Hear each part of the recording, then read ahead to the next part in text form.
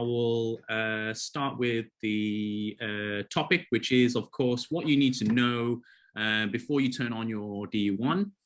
I'm not sure if you guys have got machines on order or thinking of pulling the trigger, but either way, this is a great opportunity for you guys to ask anything you'd like, whether it be regarding the DE1 itself or after sales service or anything to do with, like, I don't know, like warranty or things like that. So if you do feel like you want to ask further any questions, just hijack the microphone or type in the chat. But I think because I'm on my own today, just hijack the microphone and just speak out when it's appropriate, and I'll work to answer your questions there. Okay. So Matt's just already answered the question. No, just looking forward to the info as my machine is coming this week. Congratulations, Matt. I'm sure you're very excited. And you've also received the email video links linking to useful videos that you may find interesting. So my first advice would be, as always, is to make some time just to watch those videos. Some are a little bit outdated, but the information that they provide is still very relevant, simply because the models that we do sort of improve upon also have the features from the previous models. So anything that is looks a little bit old will still have information that is useful. So I would say, yeah, spend some time to look through those videos. And it gives me a good opportunity to say that the videos that we do send out to you are more or less an introduction of, let's say, like unboxing the DE1. And it just gives you an insight onto what to expect coming out of the box. And what is required before you do press on the start button on the DE1. I believe John did a very good video on the unboxing, included with the new XXL model that we have. And he even goes through things like how to take out the baskets, for example. They can be very, very stiff when they first arrive. So, you know, John includes little tips on how to take out the baskets and things like that. So if you're not familiar with espresso machines, there are tips and tricks in there for you as well. Okay, so this actual video is more for after the unboxing video and just before the you try out to make your first espresso. Now, why have we decided to, or why have I decided to put out this topic is I'm very close to the emails that come through, and I have built up a lot of knowledge on what users find the most difficult, or maybe not find as intuitive as some people. For example, it could the recent AC power button that we put on top was a late innovation that we added onto the 1.3 models, but was sort of added on into a video and didn't have much documentation. So this is one of the things that is very how to say, hard to keep up in terms of innovations, because we do like to add on a lot, and because we did feel like we did put out the information, we didn't put it out in enough, how to say, different varieties of output. So we only did it in a video, we didn't do it in documentation, and we didn't really cover it afterwards. So we could have provided that information a lot better. So this information is, as I say, we'll be focusing more on the DE1 app, less so on espresso making, and will be a continuation from just outside the box. Okay, so I presume that you guys will be watching the videos that will be put out, but let's say you guys haven't actually pulled the trigger yet and you're wondering what sort of videos am I talking about. So let me just share my screen and I will go on to the website. Just bear with me a second. And we will go into the manual and we will have a look at what to expect on Diaspora and also in the app itself. So can everyone see my second screen, which is should be seeing the DE1 app here that I'm wiggling about. And also I have a Windows web browser in the back. Could someone just confirm that they could see that for me? Excellent. Okay, so I'm just in the manual here, and this is what you would expect when you come onto the Diaspora, our private forum, and you can see how I've got here through the breadcrumbs on the top here. Okay, so this is the main homepage, this is the manual in English, and this is the actual manual itself, and this is the first steps on your DE1.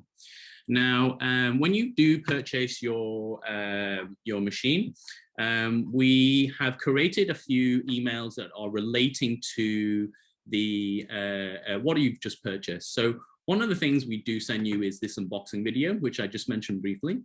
And John spends a good 15-20 minutes essentially just unboxing the video. And as I mentioned before, you basically get an insight on what you get inside the flight case and how to put it together. And he also puts forward safe ways in which to get out the DE1, and also, mentions to keep the box and the flight case just in case anything happens, and you do need to maybe send your machine back for repairs. You can just pack it in the flight case, put the box around it, tape it up, and then it's safe to go that way. And essentially that's the way we ship it out as well. So it will do the job on the way back. Okay, so as mentioned, we will be doing the information from this point in between the unboxing and the first espressos. But what do we need to do or have prepared in order for us to make our first espresso? Of course, we will need certain things like coffee. But coffee is quite subjective and is obviously, dependent on your taste. But what I would say is, please buy fresh coffee. What you don't want to expect out of the box is for the DE1 to do its magic on some old or sort of stale beans. You won't get a very pleasant result out of it. So if you know that your machine is coming, just plan to have at least half a kilo of beans. I say half a kilo. It sounds quite a lot, but in essence, when you're really sort of experimenting and getting a feel of the DE1, half a kilo wouldn't actually be that much. Even myself, when I know myself around the DE1 and also the grinder that I use, which is at home is the niche one, I tend to find 100 grams is probably the least amount I would want to be able to really tune in a blend, that bean. But if I wanted to continually drink that for at least a week, I would expect to have at least 250 grams. So half a kilo, you would expect that to last at least a week or 2 weeks, depending on how much you're really sort of experimenting or honing in your skills. So let's take the presumption that you've made espresso before and your way around an espresso machine. I do often say to people that the DE1 platform will challenge you to a certain extent because your knowledge on espresso will be challenged. And why do I say that is the new data points you have, more often than not, you will be wondering what they mean and wondering how to interpret them. So we often say to people that stick to one profile and make sure you have enough beans to use that profile without changing the beans too much.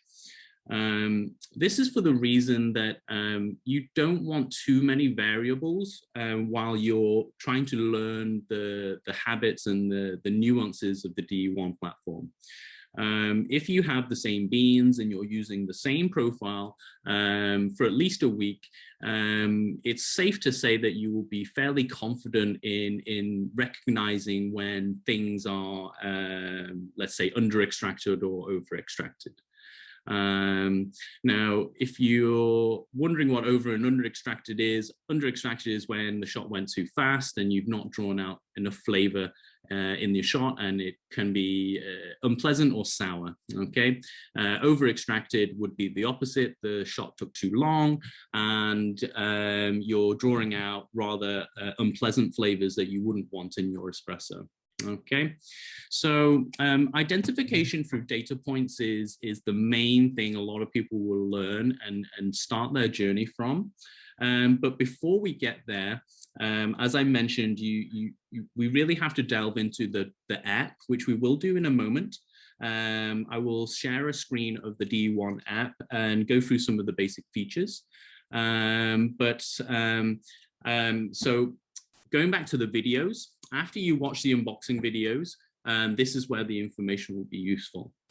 Okay, so you can see on the screen here that this is one of the first pages most people will read, and immediately we can kind of see that we include the community a lot. So we ask for feedback or they make suggestions and then we improve from there. And this is one of the very key things that is, let's say, you're not just buying a machine at DE1, you're also will have access to this community. And this is where you essentially learn, share, and ask or be part of someone's journey while you are learning your skills or helping someone else to learn. So all this can be daunting, but the community does help. You know, if you have a problem, you can post back on the forum. Most people will be willing to help you and help you in good kindness. Or if you feel more comfortable, you can reach out to us directly through a private message, which are called pings, or you can email us through our customer service lines. Okay. Now, I just want to point out to this bit here, we do make recommendations as well. And when we do make recommendations for profiles or someone that is, let's say, very new to coffee and maybe they haven't got a lot of experience, we would generally tend to say, use gentle and sweet. Okay, so gentle and sweet is a profile or preset recipe that we've created on the DE1 app. That is essentially for newbies coming to the DE1 or newbies who are new to espresso. Okay, and it was designed essentially to be gentle on the puck and to draw out a lot of sweetness. And the way it does that is it does a very low bar pressure and it has a declining decline phase on it as well, which essentially is very gentle on the puck. And it's very good profile in that it gives you very positive results without much fine tuning. So as well as things that we do let you know, recommendations are given. But we also know that everyone is not on the same level. So we also provide a recommendation of the default profile, which I would generally say, if you have made coffee before, try use default. If you've never made coffee before, use gentle and sweet. I found that gentle and sweet doesn't tick the boxes that a few people who have made coffee before are essentially looking for in coffee.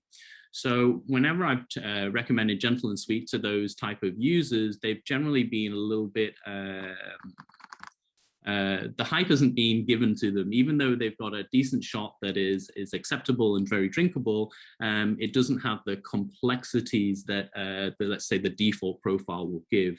And I would say that the default profile does give a very, very good shot. And this is the profile that we play around with in the learning from levers, in which I actually taste shots while John is making shots for me. So this is a very good profile to start off from if you've had previous experience with coffee. So the main difference between the gentle and sweet and default is the default will be a higher bar pressure and has a longer pre-infusion, and that's where the complexities come from. Okay. Okay. So when we open the app, I'm actually running this off Mac. If any of you guys who haven't had the chance to check out the software, you can actually go onto the website and click on the infos page. And within the infos page, you will see the download section. If you click onto that, you will access all the available programs we can run upon. But the only platform that can operate the DE1 itself is Android-based only. So if you download the Mac version, which I have done, what will happen is you can view all the parameters, all the recipes and whatnot inside the program. But if you try to connect this to the DE1 itself, it won't actually function. So it's merely pure for a representation and expectation of what the app does and what to expect. But I've merely used this just for representative purposes here. But you can feel free to download this even on the Android version, or let's say you have a DE1 already and you have a separate app. You can also download the program onto that different Android tablet and use that Android tablet as a backup or as a complete replacement itself. And this is also very good for any if anything goes wrong with your tablet. It's good to know that if you can't run the app or you can't connect, you can actually use the GHC to operate the machine, but it will be very basic functions. So the functions will merely be the flush button, the hot water, the steam, and also the extraction button. But the only thing is that the DE1 will only execute the last profile that you had programmed in. So for example, if I had a problem and this was the default program was the last one I used on these settings, and I only used the GHC, then this would be the program that would be executed when just using the GHC and not the tablet. A little bit of a compromise, but is quite life-saving when you do have a problem, but you can still make coffee. So let's say it's happened to me before where I've had a little bit of connection issues. I think that I believe though at the time I was updating and I was actually on my way to work and it didn't finish updating. So I basically went straight to the GHC and pulled my shot from there. Albeit I didn't have any data in front of me as well, but luckily I already had it tuned in and it was all ready to execute from there. Okay, so I'm just seeing Yannick has a bit of a question, so I'm just going to read it out and see if I can answer his questions. How to choose the temperature on the gentle and sweet profile. Some roasters recommend brewing temperatures for their coffee beans because they figured out the right temperature with the taste and the SCASE device. Let's assume the recommended temperature would be 93 degrees. How would you choose the temperature on the DE1? Also 93 degrees or lower or higher. Does the decent measure the slurry temperature or the water which comes out of the brew head? Okay, Yannick, this is some great questions. And let's see if we can go in and answer them. So I will go in and answer as they've come in. So how do I change the temperature on the gentle and sweet profile? So if we go into the presets list, which is here. Now, if I go from the start, just so everyone knows. So you come from here and you will go into the cog setting, which goes into the settings and also changes the tabs at the top. And you will find the furthest one on the left becomes presets. If we can click on presets, we can have the short list of the recipes here. But let's say we don't see gentle and sweet here, but we know it should be on here. We can actually look in the secondary list here, okay? But we'll go into that in a moment. So let's go into gentle and sweet. And we can see there's a temperature list here. And we see a graph here. If we just click on the graph, what we will find is we will go into the settings of this profile. So specifically gentle and sweet. And you can see that it has 1, 2, 3, 4, 5 stages which we can control. Okay. Now, Yannick was just talking about the temperature, and it's very simple. It's just, you can see here, we can go down or up. Okay. And what I would like to let you guys take note of is there's an asterisk here immediately after I've changed the settings here. Now, when you see an asterisk here, it essentially means you've made an adjustment. And if you click on this tab again, it will save the settings that you have changed back into gentle and sweet. Okay. Now, it's important to realize that it will change and save gentle and sweet. Okay. But what happens if you wanted to save as? You would have to do something else. You would have to go, okay.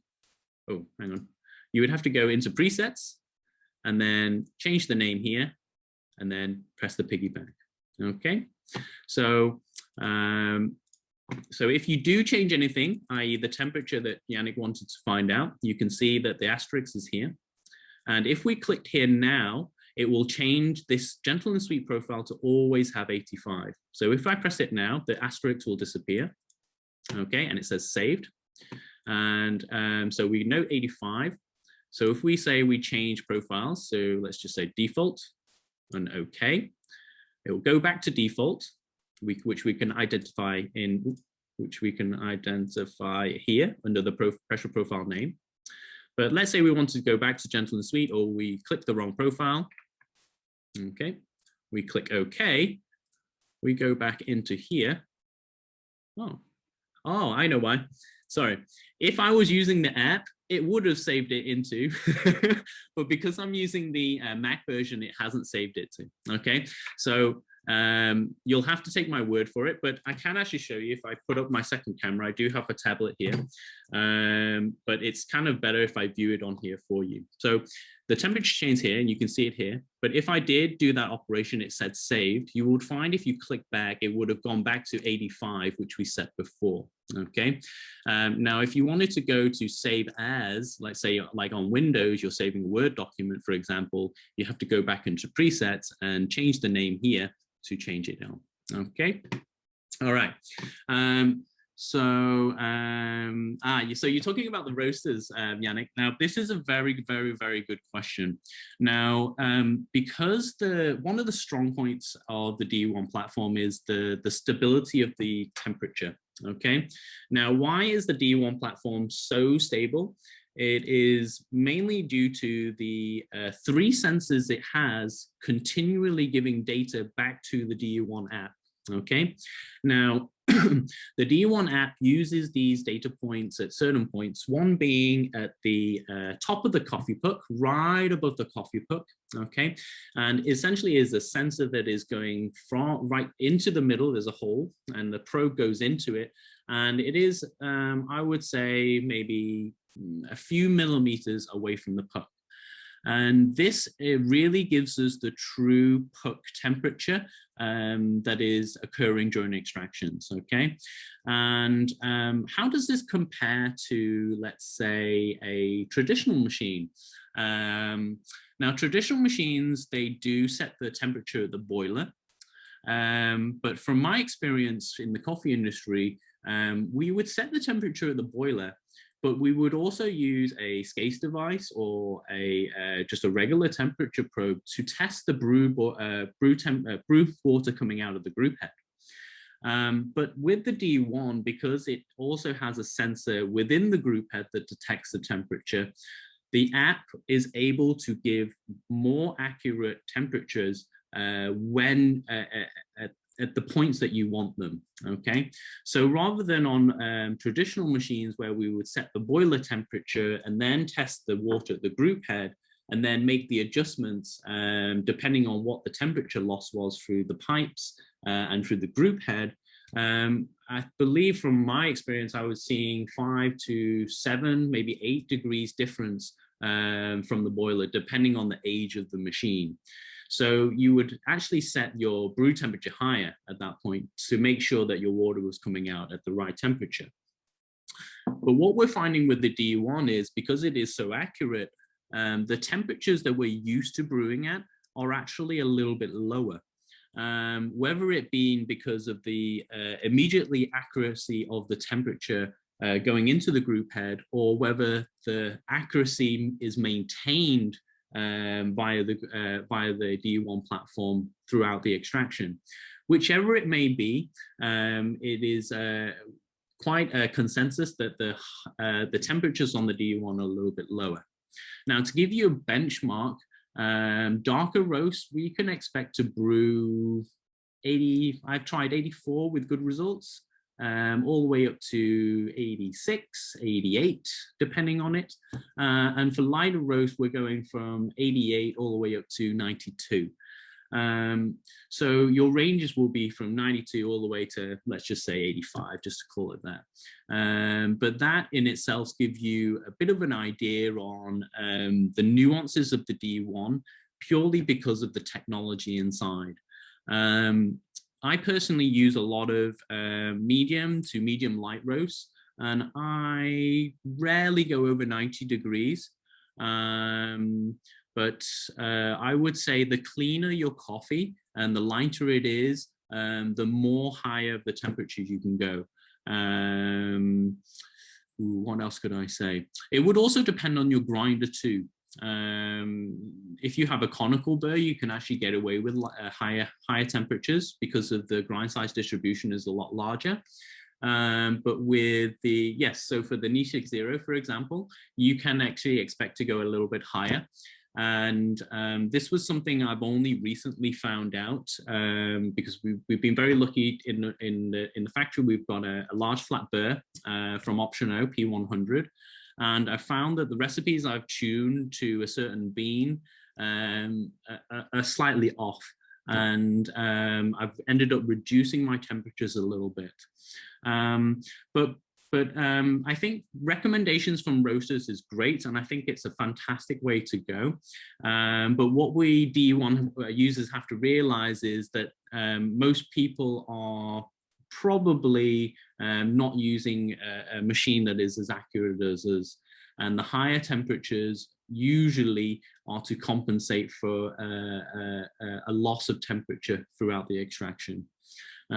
So yeah, I hope that answers your question. In general, it is a little bit lower and more so for darker roasts.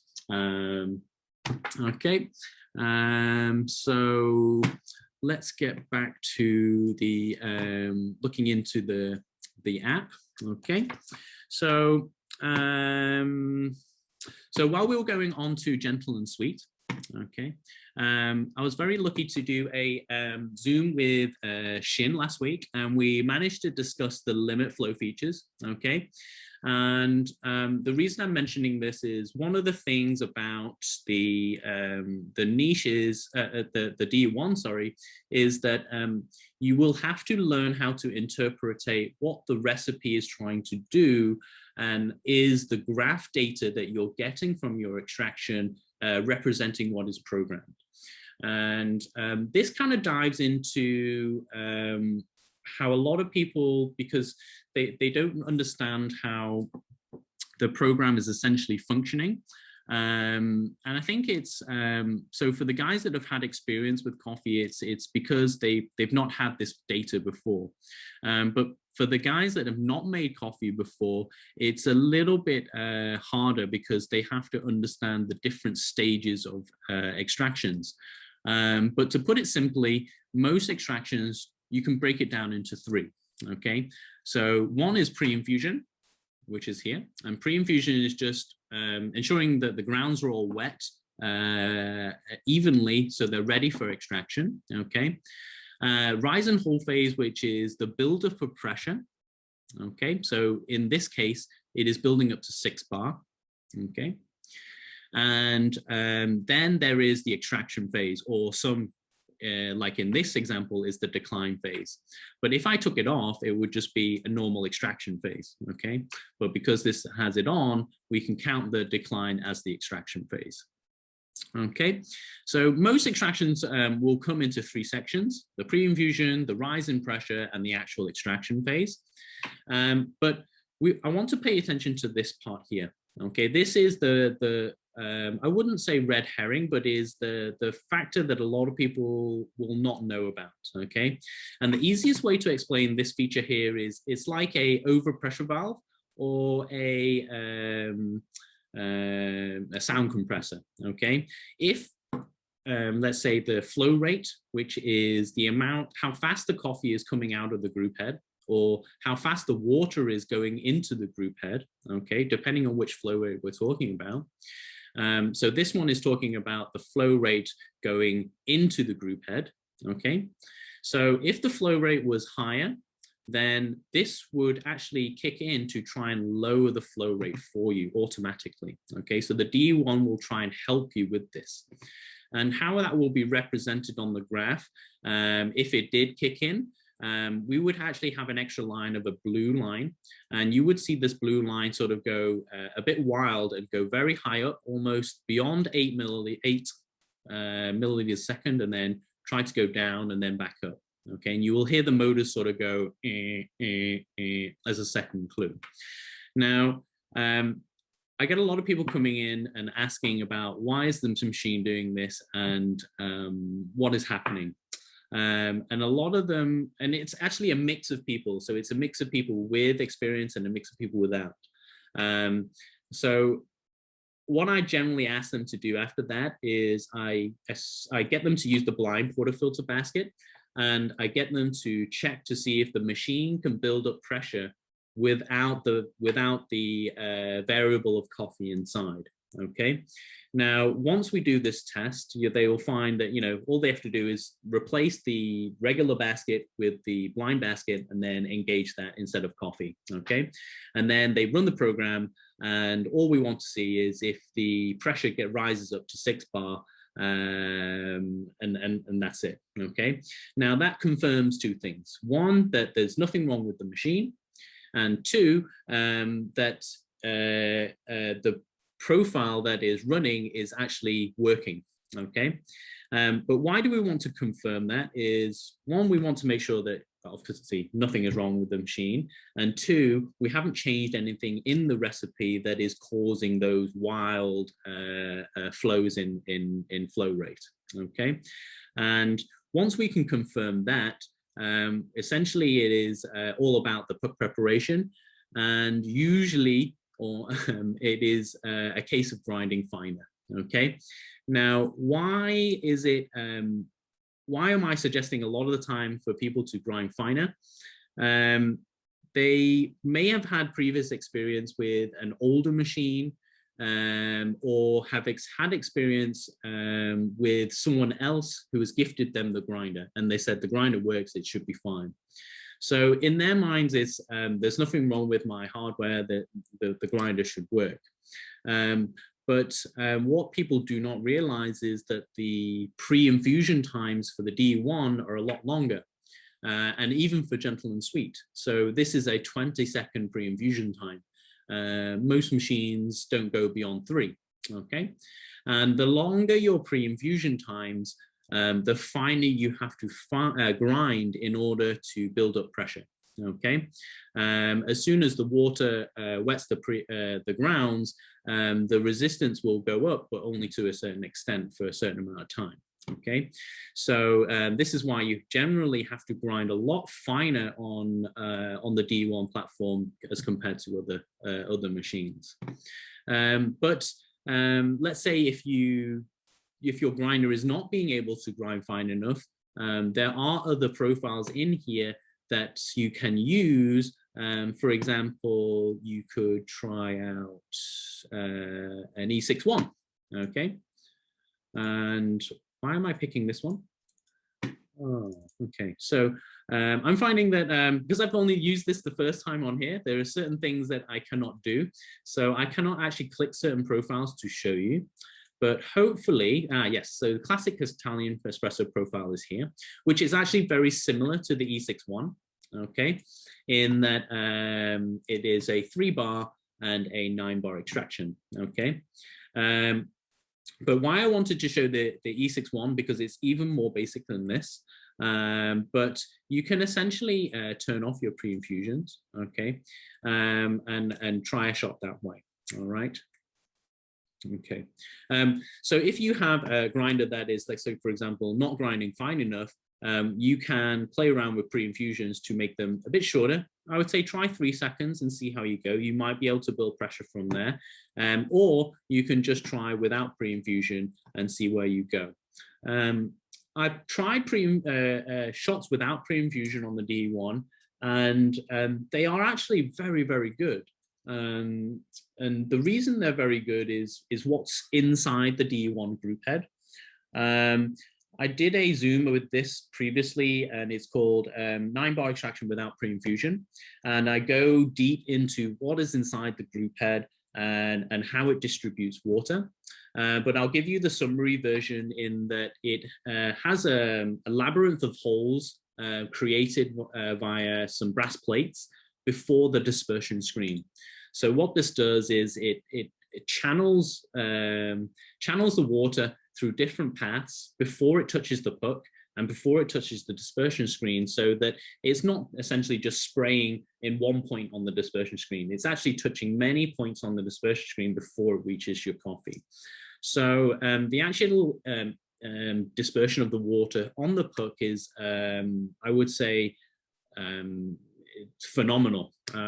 Simply, to really do shots without pre-infusion is quite risky because you're not using pre-infusion to reduce channeling, but is a way for you to use a grinder, let's say, for example, that can't grind fine enough, or your beans are very, very dark that don't really warrant a pre-infusion. Or maybe on the little bit on the stale end that you want to cut out those bad flavors. So that's a little trick I could give you. Yeah, I would say try 3 bars first and see where you go there. But notice that you can see the limit flow again, which is a little bit faster than gentle and sweet. And you will find that the limit flow, the faster you go are with your flow rates, the more aggressive it is on the puck. So yes, you can change these parameters as you are, but as I said, don't mess with these too much as you're starting out, because if you are changing these, it will change the quality in cup, and you will be second guessing what may or may not have gone wrong. So for example, you won't be able to repeat it if it was good because you didn't know what was changed, or you didn't know what you changed that made the shot bad. Okay, so whatever changes you do, try to either cancel if you've made a mistake, or if you can't remember what you've done, and go back to it, or refrain from changing too much at the start. Okay. So Yannis just got another question. Will the brew time in gentle and sweet profile in general be longer because of the reduced pressure? I think that will be mainly on the ratio that that is being set at. So if I go back to gentle and sweet, you can see that it is stop weight at 36 milliliters. Okay, now you can change this or not even have it on. Okay, so where does this figure come from, 36? I believe this was set by John using a 15-gram basket. So it is just over 2 to 1. So it will be around 2 1/4, okay, to 1. But let's say if you are using the 18-gram basket, this would be 2 to 1, okay? And in fact, that would make more sense. We use the 15-gram basket in the factory, but by default, you guys are receiving the 18-gram basket, which would make sense. We have chosen the 2 to 1, which is 36 milliliters in cup, because most people drink medium to medium dark, okay? Now, if you are on the medium to medium light side, you may want to extend this to, let's say, 2.5, which would be something like this, okay? But if you wanted to have a very, very dark coffee, you may want to, like an Italian ristretto type, you may want to go 1 to 1. Okay, so this is really personal preference, and the time really depends on the grind setting you have, whether you reach the bar pressure you are getting, let's say, for example, you're grounded a little bit too coarse, but you still wanted to go to 2-to-1 at 36, okay, using 18 grams. And you didn't quite reach up to pressure. Let's say you reached up to five bars of pressure, okay? This would mean that you will get more in cup a lot quicker, okay? And your decline may not actually kick in. So what may happen would be your pre-infusion starts, and there may be some dripping or may not, but as ramp up is beginning, your flow rate will be very fast, and maybe before 16 seconds, you would have already got your 36 milliliters in cup. So in theory, it's very highly likely that your shot will end anywhere between 30 and 35 before the decline happens, okay? So will it be longer? It's very dependent on your ratio and your grind setting, whether your grind setting will enable your shot to reach up to bar pressure, okay? But let's say you did the opposite and you ground too fine. What would happen? Well, your shot will start to trickle out very, very slowly. So I will imitate the blue line. So your blue line will be very sharp here, coming down. And then most likely, if this was 1 ml per second, it will be a little bit under and then generally start to increase until this point here, okay? At which point the decline will kick in, and most likely it will trail a straight line rather than going up. It may even go down depending on the puck integrity going forward. So you're talking about the 9 bar. Yes, of course, yes. So the higher bar pressure you have, the more force is created above your coffee to push the coffee out. So, but the thing is, you've got to be careful of is if you, let's say you move from gentle and sweet to default, which is a 9 bar profile, okay, the pre-infusion time is still the same, so you won't find much difference here, and also the fill rate is the same, okay. But what will happen is during the rise phase, what you will see is that you will see that because this is off, okay, and the rise and hold is only for 4 seconds, you will see that the flow rate will come down and then immediately start tailing up, but start to go into a linear flow, okay? If it starts to go up, it basically means that your grounds could have been ground a little bit finer, okay? And if you were going from gentle and sweet to default, I would suspect that would be what you would see in your flow rate. You would actually see a little flick up towards the end because your grounds will be a little bit too coarse in order to reach 9 bar, okay? Now, why is grind setting so important to reach bar pressure? Is because as we've identified, the blind portafilter helped us build pressure, build the resistance, but it is the tamped coffee and the ground settings that we set at that dictate the pressure. So if the pressure at the grind setting you set at gentle and sweet only gave you 6 bar at the same flow rates and the same pre-infusion, we can say that when we go to default with the same flow rate, same time pre-infusion, that it would only naturally reach 6 bar if we tuned in our profile correctly.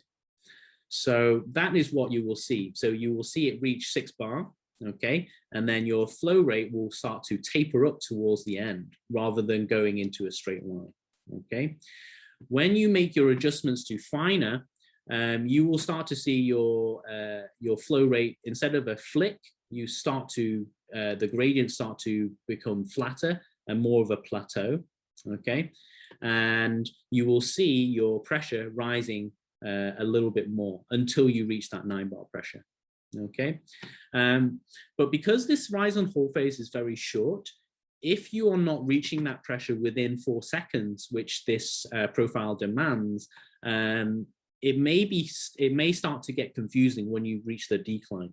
Okay, so what I would say is if you're not reaching it in within the 4 seconds, keep making a grind change until you see that. Okay, and if you're using the niche, Yannick, and you are 6 bar going up to 9 bar, don't move more than 1 notch on the niche. I would actually personally move 1 notch, see where I go, and then move half notches from there, because a small change on the niche at this point will exhibit a large change in pressure. So it may even be good for you to move 1 notch, see where it is. If it is reaching 7 or 8 bar even, then maybe you could try up dosing by half a gram and see if you can reach up to there. If you're reaching 7 or 8 bar on the default profile, the shots are actually pretty good. They may be lacking if you're used to drinking them with milk, but if you're making Americanos or drinking straight, those shots are actually very pleasant and enjoyable. So that is also another thing I would like to say about the graphs. The graphs are how to put it, a guideline for you to reach. And because they are a guideline, what is very easy to do is that you see your extraction not reaching there, and then in your mind, you're already thinking, oh, this shot is not as good as it could be. But from my own personal experience, I found that a lot of the shots that haven't reached up to bar pressure have been very, very interesting from a sensory point of view. Now, this was partly due to my inexperience on the DE1 platform. Because now we have this data in front of us, instead of what I was used to, analog dial, which wasn't very accurate when you use the SCASE device. But now you have this data in front of you, and you realize that what you were using before wasn't true data, wasn't giving you pure consistency. Now that you can see it, these give you more data points for you to explore your coffee. So, and that is what I'd like to share with you. It's all about exploring the coffee with the profile you have. Sometimes the profile you are using, I would actually say less so with default. Default is a very, very good profile, and is very, very solid. And I used it a lot in trying to find out what a bean could give me. But now I've kind of moved on to raw allonges because I'm moving on to more lighter roasts. But for a medium to medium dark roast, I'm using default a lot, simply because of the quality and cup I'm getting back is very enjoyable.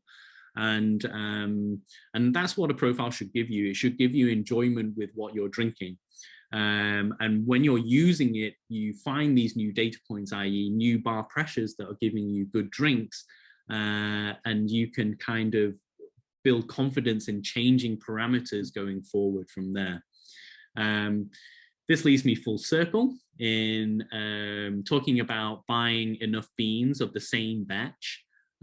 Because if you are changing beans every week or maybe even every 2 weeks, you miss out on that opportunity on when you've made a genuine mistake and the results have been positive. This is what I found to be very useful for me in when I've got the confidence to start changing things when I want more consistency. And this is where repeating shots, i.e. let's say it did come up to 7 or 8 bar on default, would I be able to repeat that, and how would I be able to do it if I liked it better than 9 bar? Okay, so obviously this isn't going quite to 9 bar. Okay, this is now going to 8.6, but it's quite straightforward to move this down to 7.5 and then see where I am from here. Now, if you are changing it here, okay, just this par pressure here, okay, and you found it to be tasty, this is the decision you have to make. Do I want to continue with this profile at this bar pressure, Or do I want to play around with my brine setting and really get a 8.6 bar profile, even though I'm enjoying the shot that I'm getting now? And the DE1 gives you the option to do that. You can either save as this is a different profile, so you don't have to remember the bar pressures, and maybe put in the notes, the note on which coffee it was, the roast it was, and what you found enjoyable, okay? Or you could change this profile completely and save it and just use it that way. But what I would say about changing it here and then saving it back onto default profile is that you have to be mindful that if the app updates itself, it also updates the profile list as well. But why does it update the profile list? We always add new profiles, or users or people at Decent have updated the profile and deemed it to be better, and therefore it is included into the updates going forward. And this has actually happened to me when I was first starting out. I was using classic Espresso profile, and I think there was a lot of updates during that time, and I was actually finding, oh, it's gone, it's disappeared, it's gone back to the old one. At which point I started to using the sort of save as feature instead, and saving them separately. And it's very good in that it keeps you on top of the new findings. Like say, for example, the 4.5 milliliters a second, for example, that was implemented on a lot of profiles when that news came out on Diaspora, and now that's become standard. So some of the things that had added on are actually beneficial, but can be a little bit annoying if you tweak this profile and you wanted to save that profile. But you know, as I've mentioned, the save as will save you there. Okay. All right. So we've talked a lot about the profiles and basic sort of changing of the profiles. Okay. And this is the shortlist profile, as I mentioned before. Okay. And we've kept it really, really simple. If you wanted to create a new profile, you press this one, okay, and you select which one it is. And they are separated out into pressure profile, flow, and advanced, which utilizes both, okay. But that would be when you're a little bit more confident and you kind of know what you want to change. The trash bonds, obviously, you want to get rid of profile, you can delete it that way. And then the eye icon is where we have the full list of whatever has been included in the history of DE1. Now, there is a lot of profiles, T-porter-filter as well, test calibrations, pour overs, if you've got the pour over basket, how to use the manual flow control, like as a manual lever machine, but on the GHC, and lots of imitations of other espresso machines as well. Okay. Ones to note, obviously, let's go back into the shorter list so it's not as many. Ones to note, if you're used to a classic Italian machine, this is one to get your feet wet with something familiar. If not, use default. Newbies go to gentle and sweet. This has made a lot of noise recently. Few YouTube influencers have done a comparison on other espresso machines trying to do the same shot, but is very different because it utilizes a 5-to-1 ratio shot for 30 to 40 seconds. And it's very interesting in that it's a very old recipe developed by Scott Rao. But it's very simple at the same time. Doesn't have any pre-infusion, and extracts a very high extraction. So great for those light roast coffees. Fruity naturals is really good with. All wash coffees is great. I would say don't go darker than a medium, but you can go medium, medium dark. But more often that's the sort of bean roast that you're going for. These are a longer shot, so if you like Americanos, I would say try this out. It's a little bit stronger than an Americano. You can always add a little bit of water on top if it is too strong, but this gives you great results. The only thing is you just have to tune in your grinder so your pressure curve does not crash. So what do I mean by that? It kind of goes up with a nice gradient and also comes down with a nice gradient. And we are looking to reach around the 8-9 bar area, but you can get away with anything as low as 7 is still very good. Okay, you have the tea portafilters, you have the teas. It is very good. It's like making a tea in a teapot. Damien's Lever 2, this is a very highly popular profile, and it's very advanced, but it simulates the Londinium lever profile and gives you very, very syrupy, thick shots, so great with milk and great black as well. And it's probably one of the shots that I go for if I really want a good aftertaste, or I want a nice flat white. This would be the shot that I'd go for. Cremina is great. I love that with the much more darker coffees. Great with a macchiato. And yeah, and obviously the Brest overall profile, this is a great one too. Blooming, if you've got some really high quality coffee and it's super light, I would use that. And yeah, so this is the short list of the profiles here. Anything in here that I will call out? Oh, some people may even be interested in this one. This is essentially a Slayer type sort of shot. Yeah, so this is not updated to the latest version. I can check now. Yes, so this is stable. So actually, I'm looking through this. I'm trying to find a profile, but it's not here. And the reason it's not here is because so the app has 3 different versions of the Decent app. Okay, so if we click into, if I go a bit slower, okay, so we go into settings and then app and then miscellaneous, we will find a whole load of sections here. And what we are talking about is the app version. So the app version is something that you will need to know about if you like to have your app updated automatically.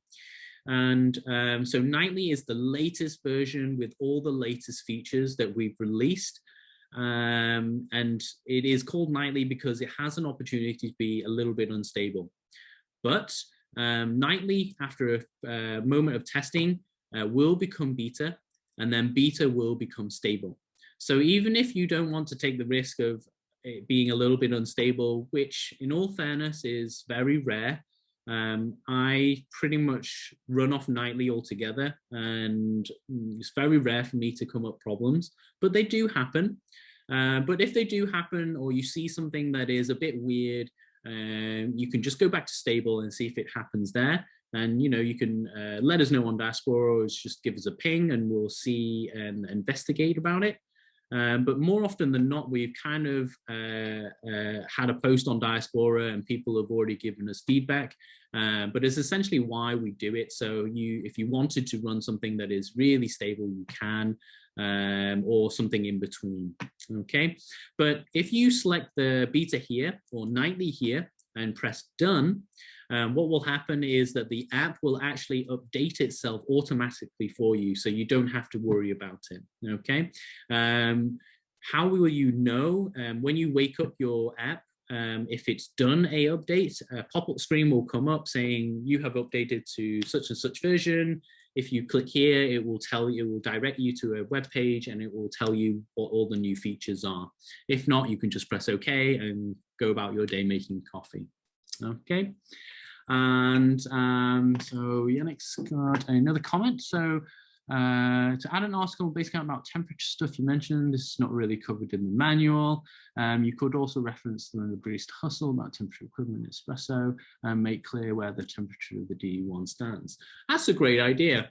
And this is kind of what I was finding out about in terms of documentation, in that it's essentially why I said, you know, we all start up on this journey, and we're all so tied up in how to get the best shot out that we often forget how the journey we've made in getting ourselves familiar with the program.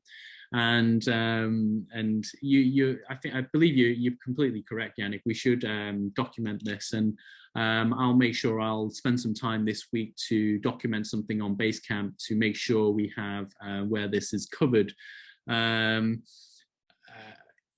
I'm pretty sure it may be in there, but it may not. I think it may be in a video covered by John in, or maybe not. I think he just mentioned just to say it. I don't think he's actually said where to change it and whatnot. I think it's good to give a good refresh, because some of the software has been uplifted. Even some of the sliders that that I was using at the start when I was first using the DE1 have now changed. So I think it's a really good idea, Yannick, and I'll make sure I'll spend some time to make sure that is done and included in the manual. But that's fantastic. Thanks for that, Yannick. So while we're in this malicious page, let's go in through the features. You can include a screensaver, and you can change the time it takes to however long it takes to cycle through each screensaver. I believe you can add some of the your own pictures to it. Some users have just essentially added their pictures to the screensaver folder within the app, and then the app just runs it as if it's an original file in there. Okay. Oh, this is a very long question from Mike, so let's have a read through this. I'm still pondering whether to buy a decent. Please can you answer a couple of questions with me? Will the D1 return for sale in the future?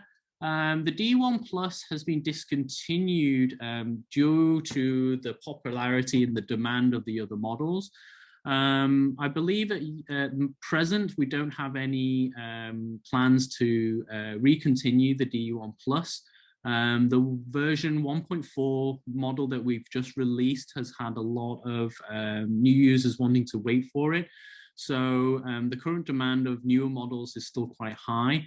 But you never know. A lot of people do still ask about them, so I think there is still a market for the DE1 Plus to be around, and I think it's really sort of benefits the people who don't really drink milk, and it's much more value for money for them.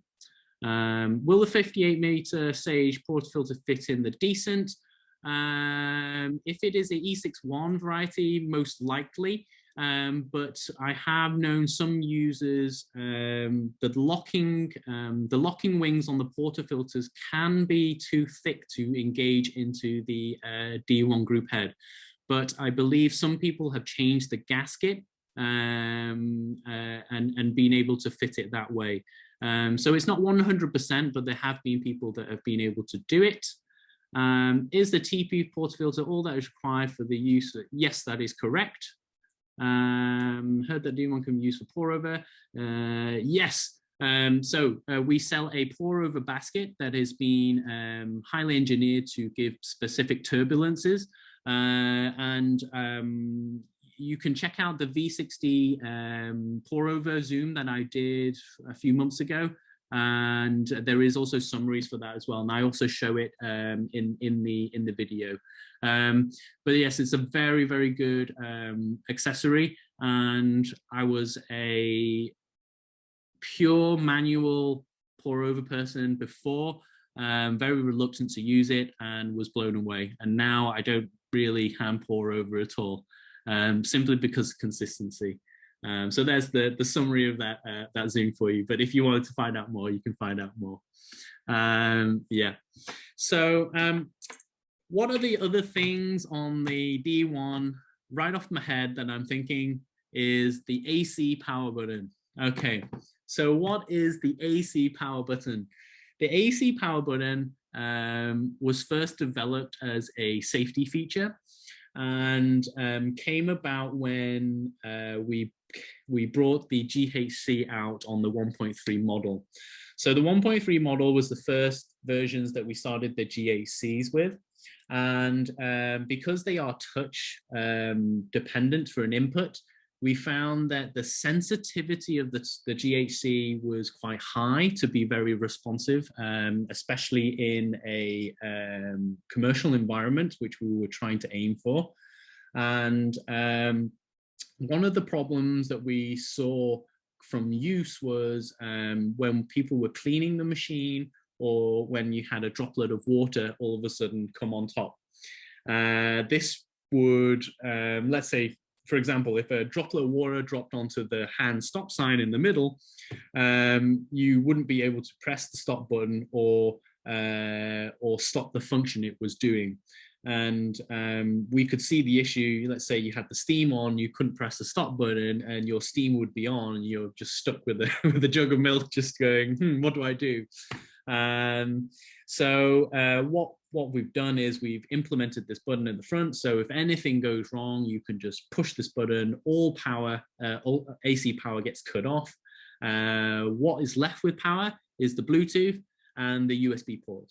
Okay, so everything else shuts off apart from those two. But this also enables us to put the DE1 to sleep, either by the power button here on the DE1 app, okay, or by pressing and holding the hand icon on the GHC, okay. And to turn it back on, you either press the hand button again or tap the screen and it will come on. But that can only happen because there is still power coming to the USB, which will continually charge your tablet, and also Bluetooth. So when you touch the tablet, the machine will get the signal and awaken itself from its sleep state. But it's great to mention this feature. I've had a couple of people who've received their D1s recently and mentioned that their tablet is dying. The reason their tablet is dying is they've not put their D1 to sleep, and they've just essentially left their screen on just like this. So it's kind of like an old mobile phone. If you leave your screen on your tablet on all the time, it's not really going to last more than 2.5, maybe 3 hours if you're lucky. But when we not using the DE1, either turn off your screen or get into a habit of setting the power off feature, which is a good opportunity to explain this. Go into cogs, machine, and then energy saver, which cools it down after 1 hour. So if it's not touched after 1 hour, it immediately goes to sleep after 1 hour. And you will know when it comes in, because you will hear the actual AC switch physically turn off. You will hear a click. Okay. If you wanted to set a scheduler to when it starts, you can, set it to, 8 o'clock in the morning, and you want it turned off, I don't know, when you left for work at 9:30. Okay.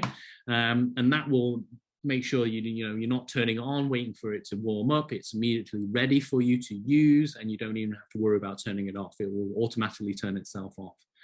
But if you want to manually, just do it as the power button or the GHC hand icon.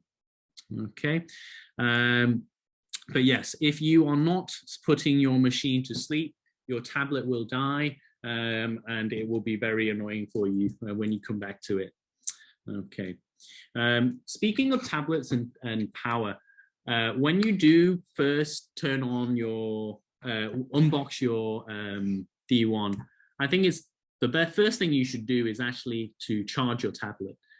Just in case, even though we charge our tablets in the factory, and they're fully charged when they're shipped out, if it takes 3 weeks to get to your location, it potentially could have drained out, depending on the chemical properties of the what the battery is made out of. Yeah, if you're immediately charging when you get it out of the box, by the time you've put together your DE1, the DE1, the tablet will have sufficient charge to run off the USB. Where you may experience problems with the tablet is if it is less than 50% power. And I've actually seen this with other things, other electronical goods, is that when the power is low, it tends to act more wildly. And I believe that's simply just due to power. And yeah, speaking of tablets, it's also good to remember that the tablet is a separate entity to the DE1. Tablets will need to get restarted every now and again. I generally do it every week. I recommend at least every 2 weeks or every fortnight because of updates. Here at Decent, you're probably expecting an update every once a month or twice a month at the very least. So if you're updating after and then restarting and doing a whole hard power cycle, i.e. turning off the tablet completely and then obviously doing the same with the main switch at the back of your DE1, that's what I mean by a hard power cycle. In general, you will not really experience any problems with stability or connection issues. Connection issues with Bluetooth. Some issues at the start when you're first connecting your Bluetooth, but my advice to that would be to turn off anything that is Bluetooth in the immediate 5-meter radius of your DE1. And this is for the reason of Bluetooth interference. If it is interfering with the signal from your tablet to the DE1, it's actually very difficult to get a connection. How will you know that is happening is that you will actually see the DE1 be listed here, but if you connect and then power cycle and you still can't connect, that is a signal that it's just not stable. So turn off all the Bluetooths around you and power cycle and see if you can start again. If it still is here with the checkbox and you can't still check the checkbox, it could mean that it's something it really is interfering. And you could even go to the extreme of turning off your Wi-Fi on your tablet, because Wi-Fi and Bluetooth run on the same frequency. But if it is not that, then I have experienced users who may have got really excited. Maybe they were charging their tablet. Okay, I don't know, but they've got their phone out and they've tried to connect their phone via Bluetooth to the DE1. If you've tried to do that, what happens is that the DE1 will always want to try and connect to your smartphone that way. And because it's not through the app, it was never the DE1 was never designed to connect not through the app, okay? So it has to be connected through the app. So if you have tried to connect any smart device via Bluetooth to the DE1 prior to connecting your tablet will never connect. So what you will have to do is actually clear all your Bluetooth settings on your tablet and also onto your device, and then restart that way. Usually you will be connected within the first 1 or 2 tries. But the silver lining is that once you've made a stable connection, if you are putting the DE1 to sleep, I've not had any issues from reawakening the machine and the app not connecting. So it is very stable to use that feature that way, especially when you've established that first proper connection. And this really goes as well with the scale. In fact, I was having trouble connecting with my scale, and then I wasn't sure why, but I realized when I was weighing out my beans that how the beans I was putting in was not making sense. It was reading 0.8, but I was at least putting in 10 grams, probably well over 10 grams. And then I changed my battery, and then everything was fine.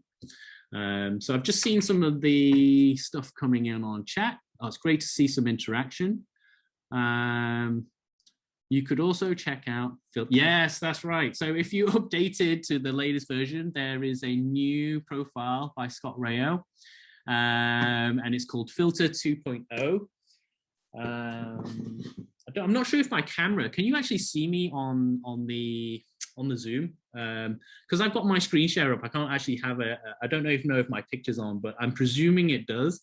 But if it's not, you won't be able to see. Thanks, Yannick. So I'm showing you something that we are developing at the moment, and is our puck screens, okay? And so I'm just testing these out, and this has simply come about because of what Yannick has mentioned, in that Scott Rao has a new recipe, and it's called Filter 2.0, and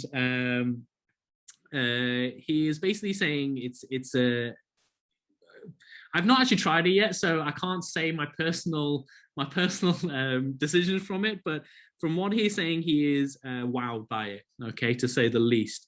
And it is a filter style coffee, using a filter screen and also a paper filter at the bottom.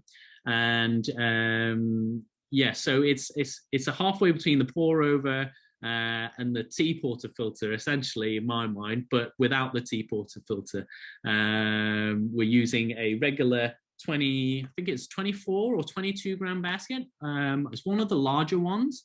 And yeah, he's created a new profile which some of the decent users are experimenting with now. Yeah, so I'm going to try that very shortly. So I'm just sourcing some paper filters for that now, and I may need to probe some people on the thickness of the paper that they're using to get some good results. So, but I have been experimenting with this puck screen. I'm getting some quite good results from it, but watch out, you guys will hopefully be available to get to purchase very shortly. So yeah, watch this space. So Mike missed the first half an hour. That's okay, Mike. This will be summarized and the full Zoom will be put out on social media, as with all Zooms. How long should the DE1 be powered on before pulling a shot? Actually, by the time the red circles come off, you can pull your first shot, but the steam heater has been purposely delayed in order for you to be able to pull that first shot. So there is no delay. When the machine says ready to go, it's ready to go.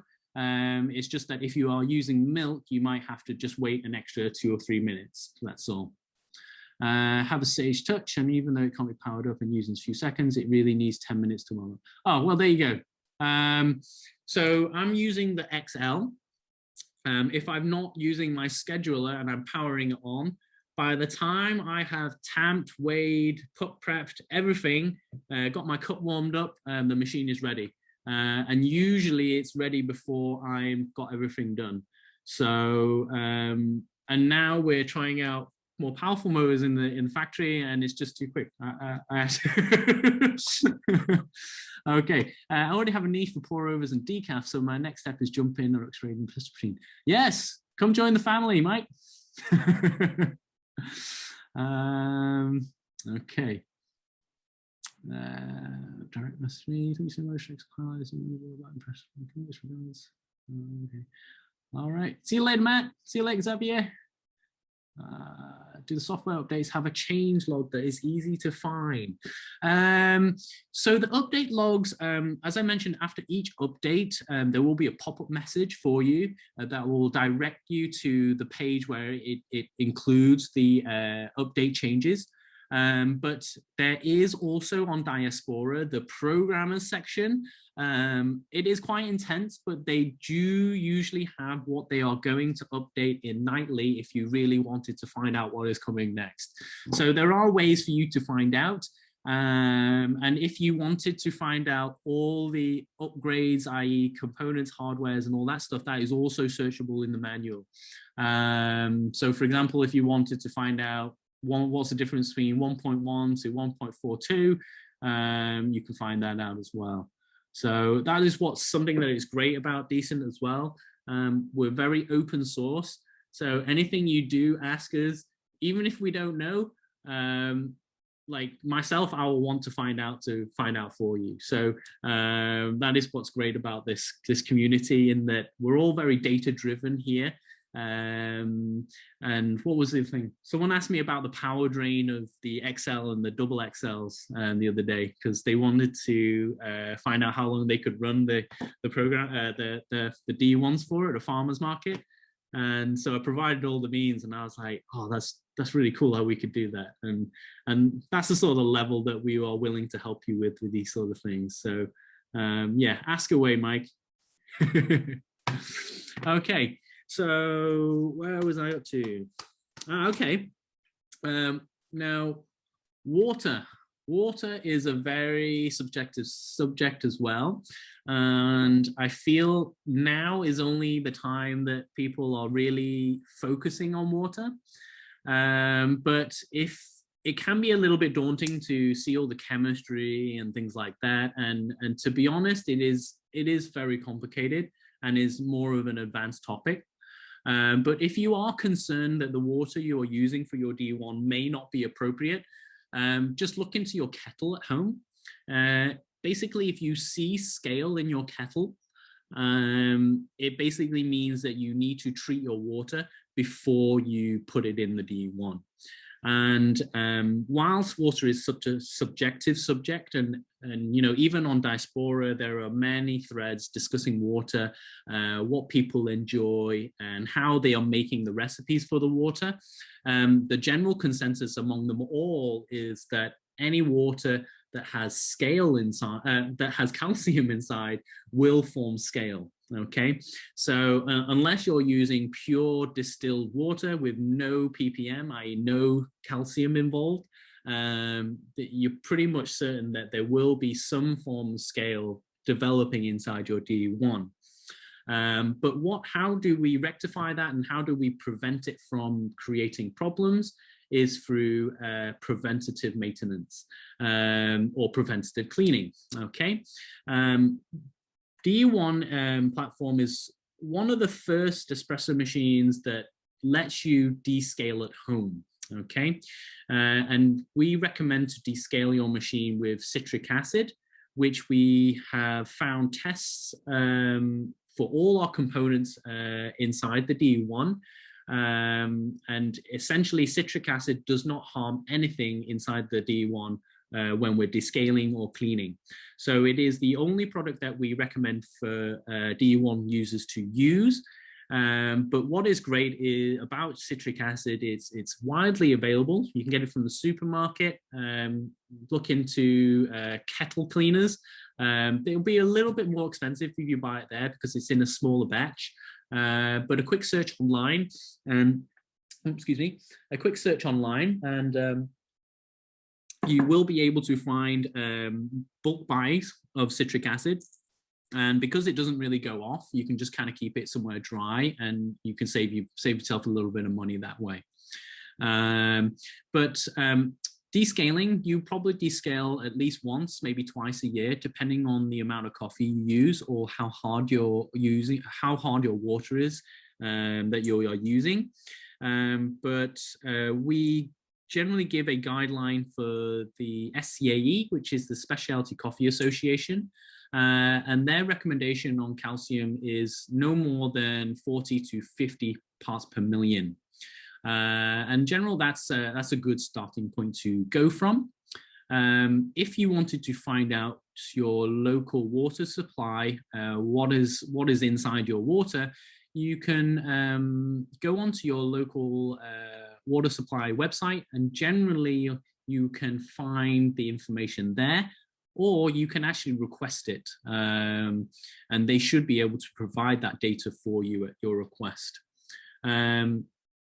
Lab tests are not really necessary if you can get the information from your local water supply company, but if you are running a more commercial environment, it may be useful to do so. All right. Okay, Mike's got another question. Do the software updates have a change log? Oh, read that. Any news on mobile phone app instead of having to use the tablet? Good question. Now, I don't see an issue why, but the reason why I say that, because you can actually put a SIM card into the tablet that we supply with the machine. Not that I would recommend doing it, because the DE1 app does take a lot of resources from the tablet, and you will find that the responsiveness of it won't be as quick. And even myself, I take off a lot of the Google services, so it doesn't run slow when it needs to.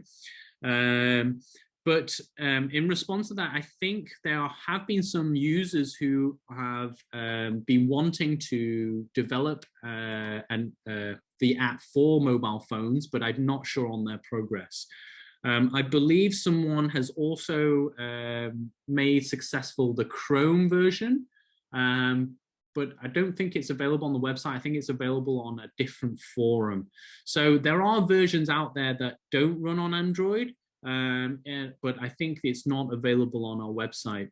So I'm not sure why. I think it's maybe because we haven't tested it and we're a bit reluctant to put it on there, but I'm sure there's more of a valid reason why. Mobile phone, I actually don't really know why we've not put it on the mobile phone. Yeah, it's a very good question. I could find out and ask John.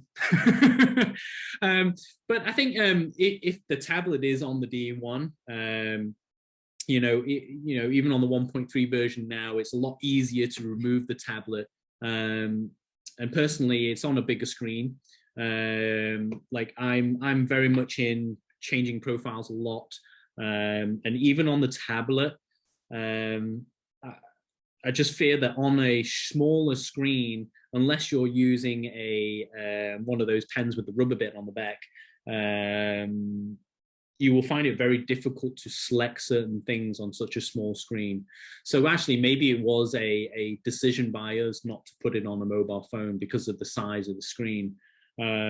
Because even now, like if I'm changing something, sometimes the icon can be so small, or I've not pressed it accurately enough, and I can suspect that will get exacerbated the smaller the screen size gets. So yeah, okay, I'll ask Don about that actually, because I'm quite curious. But like I mentioned, the tablet's pretty flexible. You can take it off even if you've got a 142. I've got a 142. And actually now, since seeing the 1.43 design, I actually permanently not have it screwed in on top of here, so I can kind of sit in my seat and readjust this way. Yeah, it's just much more convenient for me. So yeah, but the 1.43 tablet stand is surprisingly very good, and not having the flexibility to take it off forced me to keep the tablet on top of the machine. But now that I have the option to take it off with the 143, I come back to the 142 and I'm like, oh yes, so I can just take the screws off on top, and it's kind of the same thing, but not as swish. So yeah, it's a good improvement. Good improvement. I have trouble selecting accurate weight using the slider, even on a supply tablet. Would it be possible? Yeah. So I have one of the older tablets at work next to me in my office. I believe it was the 7.1 or 8.1. Can't remember which one it was. But sometimes I find if I'm moving very quickly, and my finger doesn't work, and I actually use one of those tablet pens to make sure I'm selecting correctly. And yeah, would it be impossible? I would say it would be a little bit more difficult. Yeah, I would definitely say it would be a little bit more difficult. But I have fat fingers, so no matter what it is, either if it's on the tablet or something like my daughter's buttons or something. So I think it's just me, but yeah, that's just my personal experiences. Okay, so all right, so what have I covered? So I've covered this. Okay, so troubleshooting. Okay, so everyone new to Decent will eventually want to ask questions, and they have the best intentions in giving as much detail as possible, but you will find the more you use the DE1 platform and the more you start to read the graphs, okay, the easier it is to see exactly what is going on with your shot. Now, it used to be that, you know, I would train my eyes to watch the flow rate coming out of a naked portafilter to see what clues I could see to make an adjustment, to make improvements. But now we have the graphs displaying the data. It's become super easy for me to see what is going on without even viewing the extraction. So if you do ever have any problems or you just want to ask a question, sometimes it is good to set up something within the app called Visualizer. Okay, excuse me. Now, Visualizer is a third-party add-on and was actually created by one of our Decent users. And essentially what it does is it uploads all your shot graphs to a website for you to review in your own time. Okay, now this provides all the data that has been grabbed from the DE1 app, including if you have a Bluetooth scale, it will provide all that data on the website graph as well.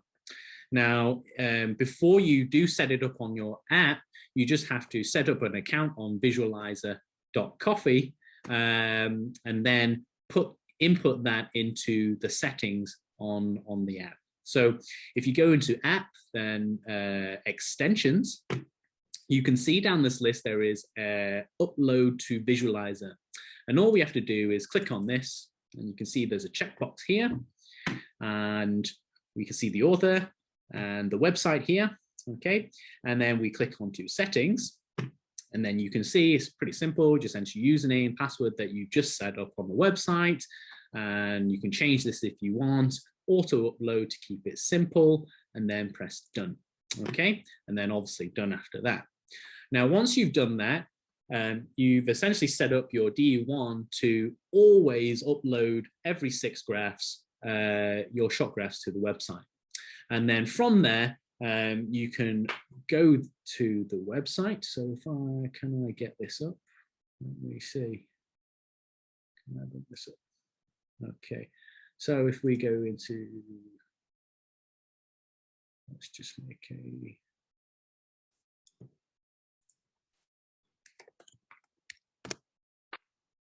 go Visualizer.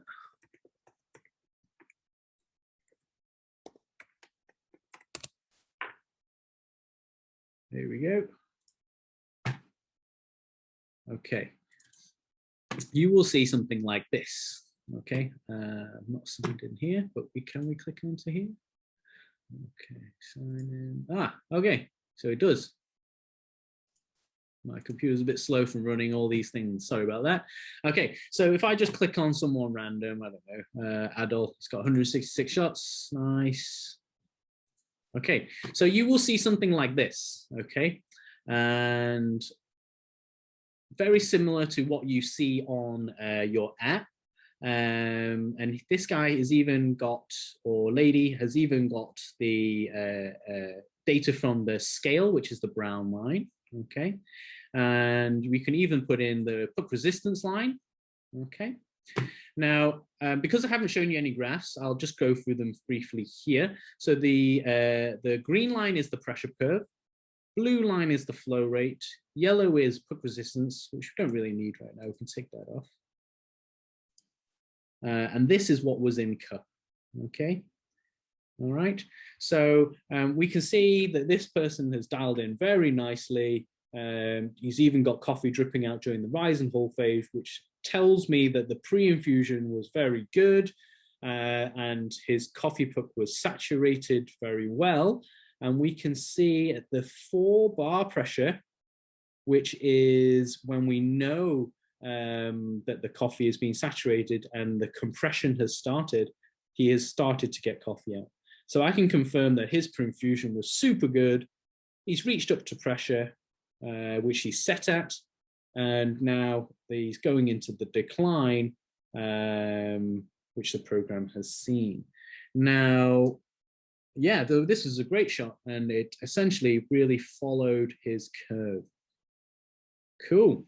So let's go back to why we should set this up. Okay, so we could set this up now, and if I wanted to ask anything about, let's say, I noticed my flow rate had a dip in the curve going back when I had the decline. Why was that? Okay, you could press this button, and what this button does is it downloads the shot graph, and you can send that in the email through here, or you can copy and paste this and put this in the email, and this will send me directly to this page. So I could view this graph and then give you direct feedback that way.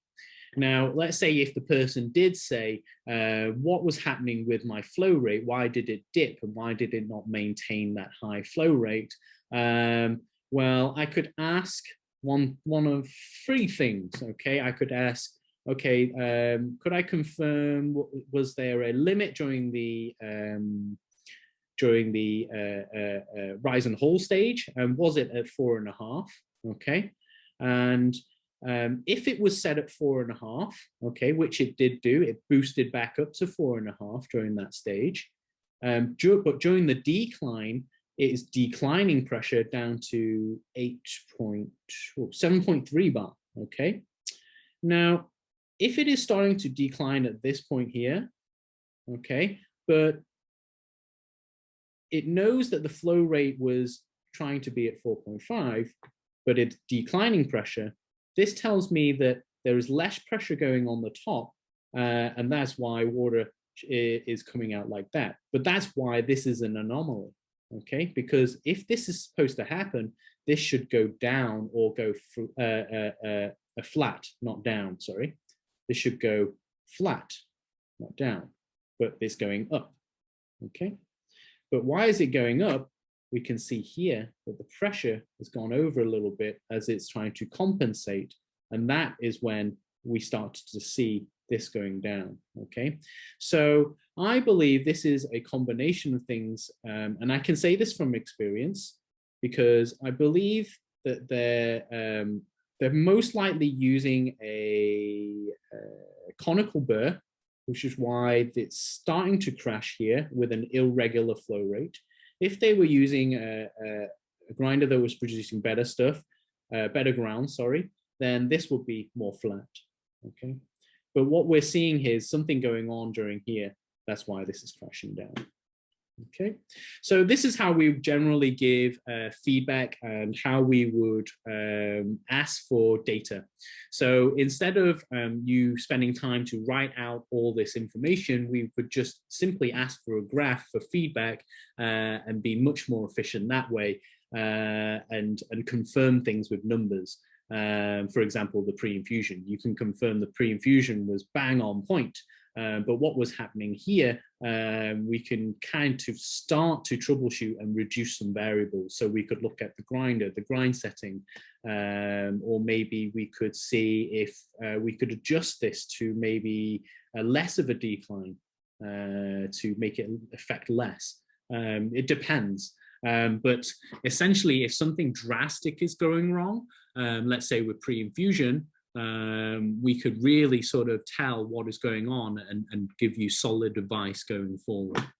Okay, and if you didn't want to reach out to us and you felt confident in that a lot of people having issues, or you feel that the community can also have some input, put it out on a diaspora post and put the post up and see what feedback you get.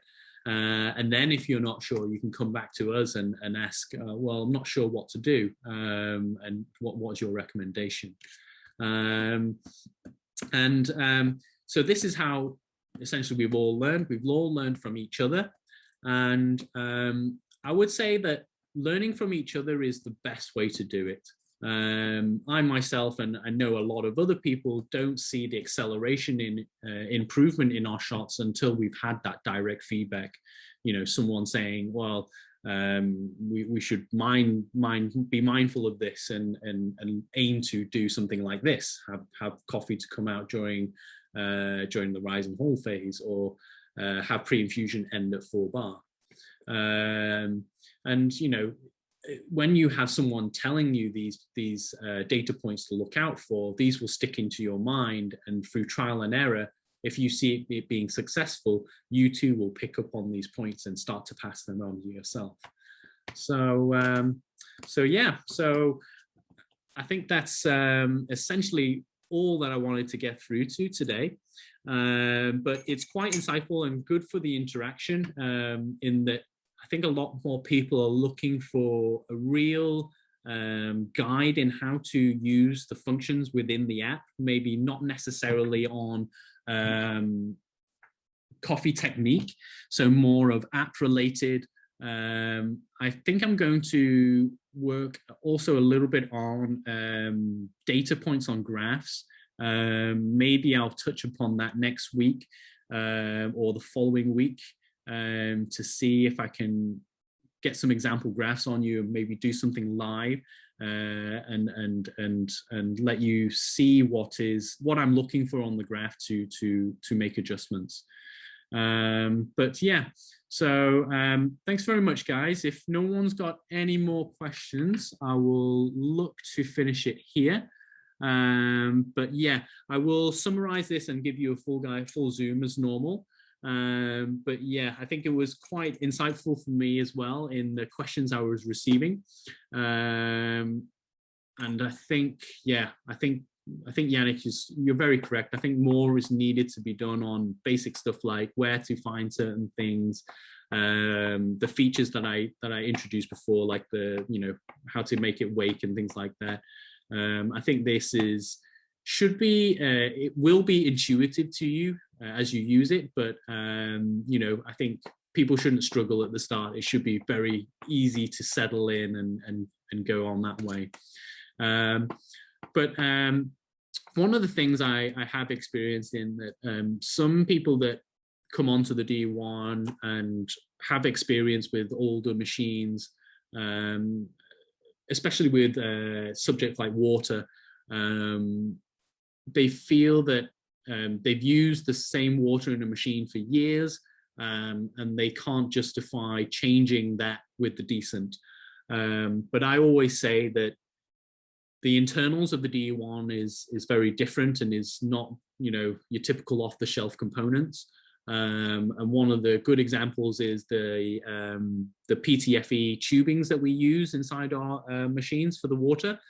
And essentially the diameter of those tubings is very small. I would say, it's less than, the whole width of the tube is probably less than 7 millimeters.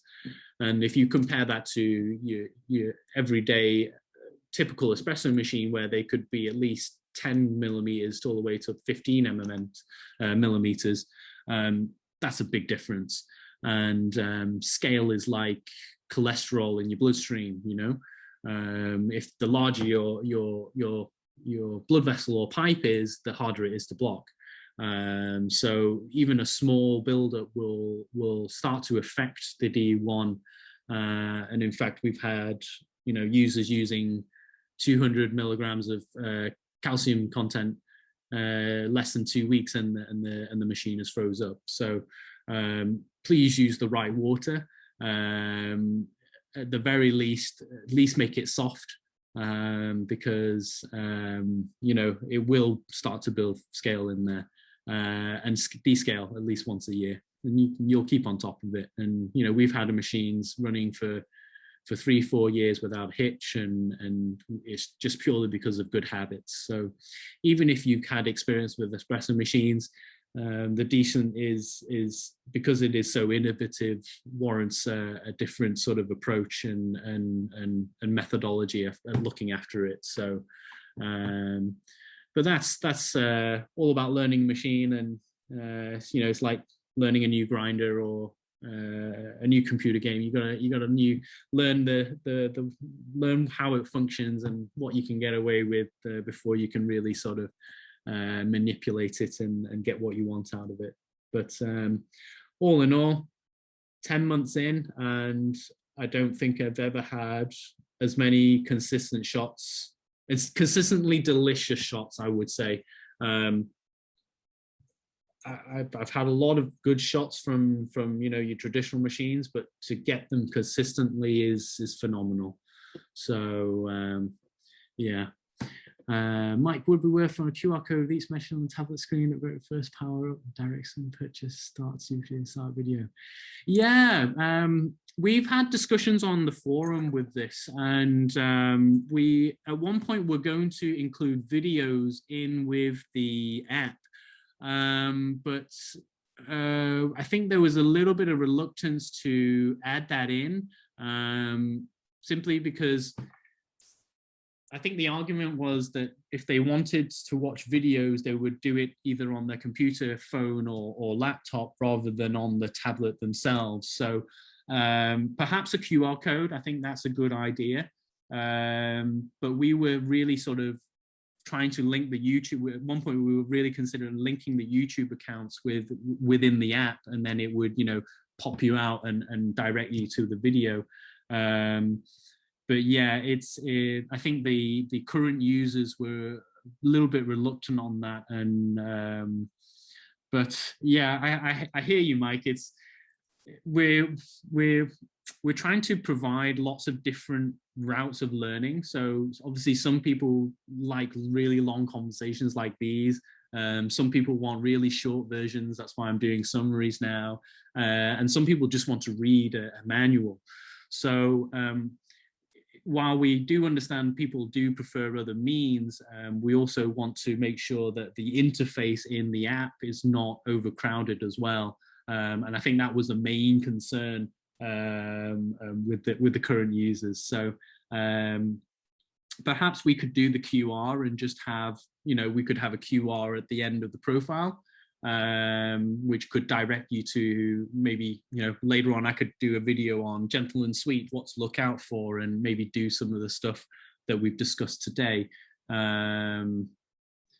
Yes, and that is another thing as well. A lot of users have already watched the videos, yes, and that's also very surprising to me in that a lot of the users have watched all the videos and they still want more, and I think that they feel that the video is already out there. They just want it in a more detailed or more documented official output. So the learning and the documentation, Mike, is ever growing, and I can kind of have you got access to Diaspora yet, Mike? If you have, you know, okay, so in Diaspora, I'll give you a little insight to the manual page, and this is the manual page here, and it's like the Britannica of the DE1. Okay, everything that has happened with the DE1 is here. Okay, even all the zooms that we've done, barista techniques, anything that is, you know, repair works, how to do the kits, troubleshooting. It is so large, and I'm only halfway through the manual. Okay, so the documentation is here, and it is very intensive, and as we've built upon this manual, we've realized that it is sometimes not easy to get to this information. So we've now got a beginner's guide, and the beginner's guide is a lot more easy on the eye and just provides you with more of the information that people are looking for when they get the DE1, i.e., you know, cook prep, what is espresso, recipes, milk, latte art, cleaning sections, and conclusions. Okay, now this is the easier version of getting into the manual. And as you saw, the manual is quite intensive. But as well as this, you will have access to the message boards as well. There are 3 now in total. One contains all the popular threads. This has come about because you essentially have access to, how many years has Dice been operating? 4, maybe 5 years of message board threads. So we've popularized the main ones that are most popular in a separate one. We've got a programmers one and the main forum as well. So we try to make it easier to search Basecamp, link Basecamp via some of the manual pages, and also direct link to us for you guys to ask. But yeah, it's this is part of what you get when you first come on to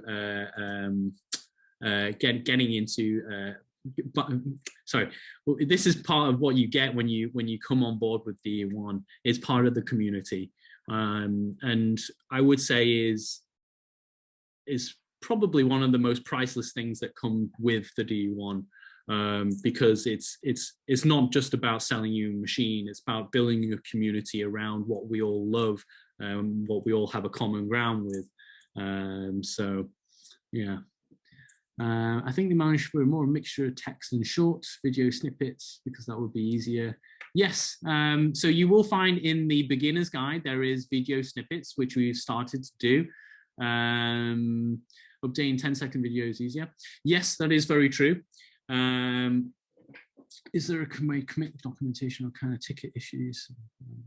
Yes, there is also a support ticket, Yannick, that basically people tag me in whenever they had a problem. But now we are, I think we are in a phase of moving all that to direct messaging.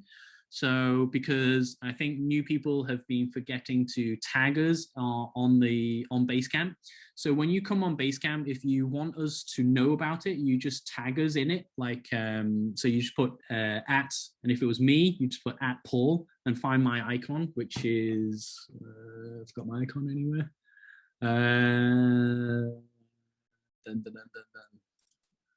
Why am I here? So this one here, this is my icon here. Okay. So you just tag my face when you see my name, and then I will be notified in these haze here, or you can send me a direct message and it'll pop up here for me. Okay. So it's up to you which way you want to communicate with us. Yes, we are available for direct messaging. Just bear in mind that we are on Hong Kong time. So if you are in US or Europe, or Middle East, there may be a time difference, but we are available through direct messaging for any of your needs. So if you prefer WhatsApp, Basecamp, Facebook, it doesn't matter. We'll get the message. So yeah. Good news is Hannaffer will be, one of my colleagues will be helping us with some of these videos and things like that coming up. So we will be doing a lot more shorter videos, and I'm liking the idea from Mike in that we could briefly QR code them in, and yeah, so it will be a lot easier for you to just see the QR code on the tablet and then just scan it with your phone and you're already directly there. So yeah, fantastic. Okay, guys. So I think we're going to end it here. Thanks for the comments and questions. I think we've gone through quite a lot today. Mike, you're thinking about coming on board. So I've just given you a brief insight onto Basecamp, what to see, what to expect from the manual, and what to expect from the community. Yannick, I believe you got yours on the way and you have access to Basecamp, so welcome to Decent.